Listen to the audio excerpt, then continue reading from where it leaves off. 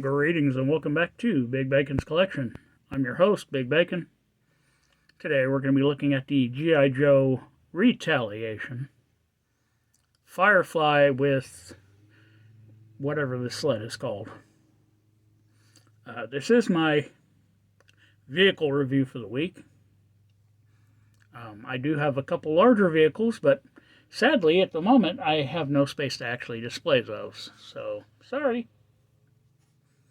But as always, we're going to look at the accessories. We're going to check out the figure, check out the vehicle, gear him up, and get him on it. So, accessory-wise, I'm sure he came with more than just these two little pistols. I know he came with an alternate masked head.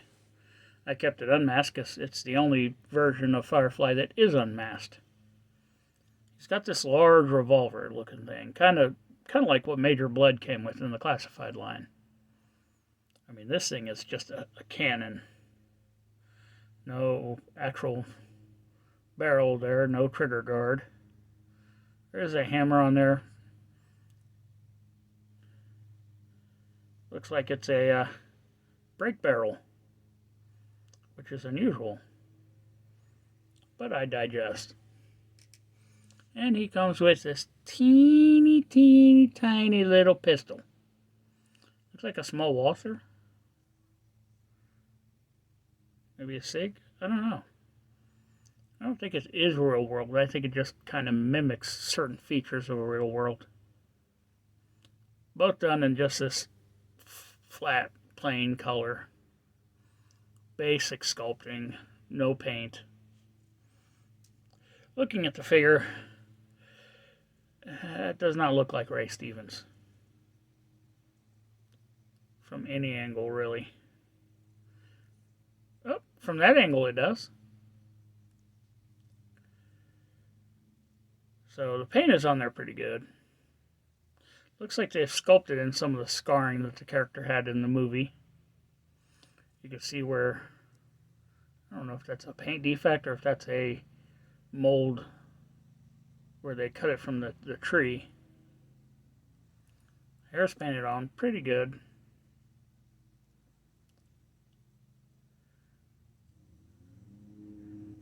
Alright, so he's got this really funky jacket on. It's done in green. And it's very hard to actually get this figure centered correctly, because that's where the zippers line up. I guess he stands, or I guess it lines up better than I thought. So this bright green has some darker green camo on it. It's got this fancy strap and buckle system up around the neck, zipper down the front. Cobra logo tampoed in on there if you can see it. A lot of yellow paint, which is very haphazardly applied. It's a tampoed Cobra emblem inside of a fancy design, and that design is kind of mimicked on the back, where you got more gray than anything else, gray and black. Nice elbow pads, pair of plain black gloves, although the insides of the gloves, you can see the hands are actually sculpted in glowing that yellow translucent color. Strapping around the bottom of this jacket as well. So he's got a black pistol or black belt on underneath there. You can barely see it. Sculpt is very basic on it, but it does attach to the harnesses that come down to the holsters. Got a large holster on this leg, tiny one on this one. They have various strapping styles depending on which one it is. Pants are done in more of a gray than a green. Beautiful knee pads. Strapping painted on for those as well. So you got cargo pockets here, rear pockets there.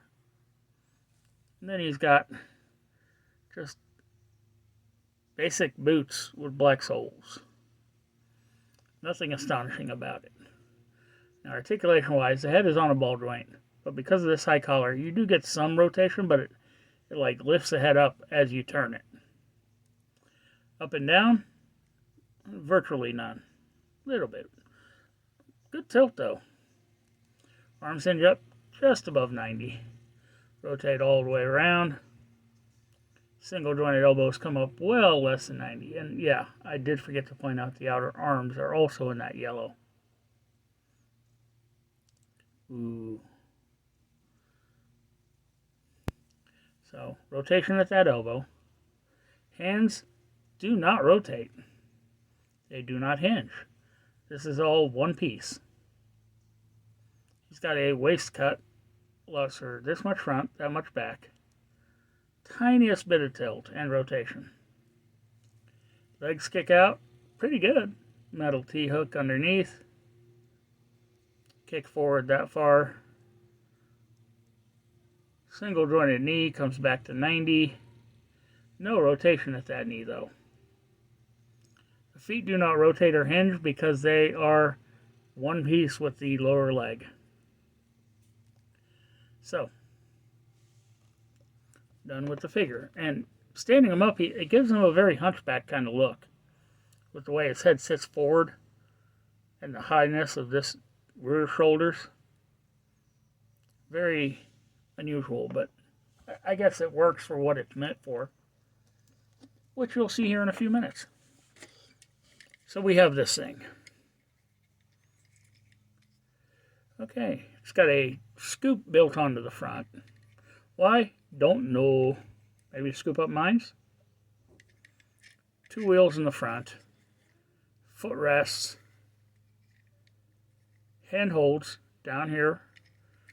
He kind of lays on it. Nice Cobra emblem tampoed in there. The handholds are transparent. Underneath, a little bit of transparency. And a battery compartment. Rear wheel spins freely.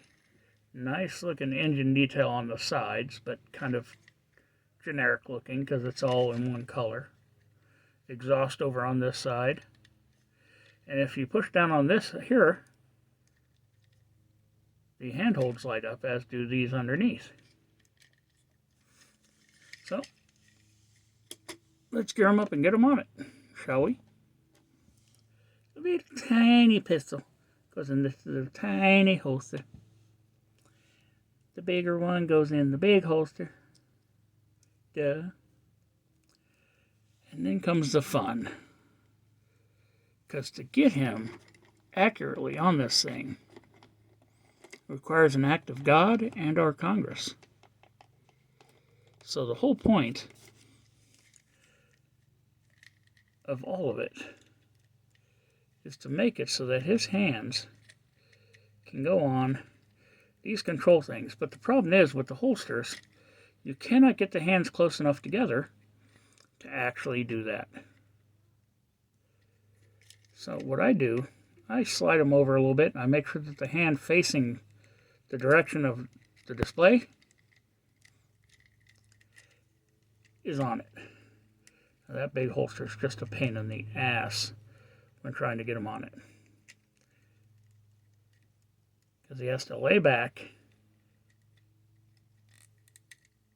get his hands down here. And with his hands down there, his forearm is supposed to light up a little bit when they're on the thing. And I guess they kind of do, but it's not very bright. So we're just going to adjust his feet like that. And there we have him. So what do you say we take a moment and find a spot for him up on the shelf? He's tiny, so he should fit pretty well. Yeah, turn off the light.